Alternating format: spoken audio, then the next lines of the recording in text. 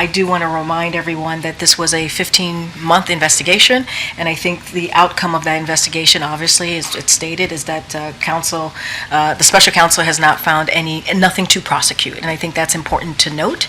Anything beyond that, any specific questions about diary or anything like that, I would have to refer you to White House counsel. Lastly, when the president hosts the King later, they're going to be making statements. Why isn't the president, and given all of these questions about the special counsel and otherwise, why is he taking questions? I mean, look, let's be clear. The day that the special counsel report came out, the president came out in the evening and took and made a statement and took questions. He wanted to make sure that you all heard from him directly.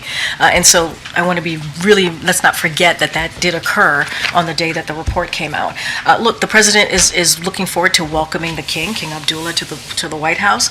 He comes here every year, as you all know, during his presidency, and so he looks certainly forward to welcoming the King. So, that said, and I said this last week, and I'll just reiterate, there are a variety of factors that go into decision making, that go into if there is going to be a press conference or not during foreign leaders.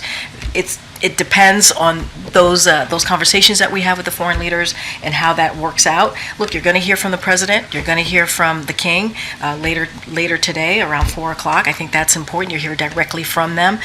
There's just not a press conference component to this. Not every trip, not every visit with a foreign leader has a press conference component. As I stated, King Abdullah has been here almost every year during this president's tenure, and that has not been the case. 2 + 2 has not been the case. I want to follow up on that real quick because you mentioned that on Friday, the German chancellor gave a press conference across the street in Lafayette Park. It seems the White House here is the road. Look, that is something for the German chancellor to speak to as to their government, why they chose to do that. I can't speak to that. There are two, obviously, when a foreign leader comes, there are two governments that have this discussion. They go through the process of what they want that trip to look like when they're here at the White House, and there are different various factors that play into that.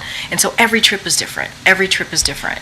And with this particular trip, King Abdullah, every time he's been here, there has not been a 2 + 2. So I would remind you all of that as well.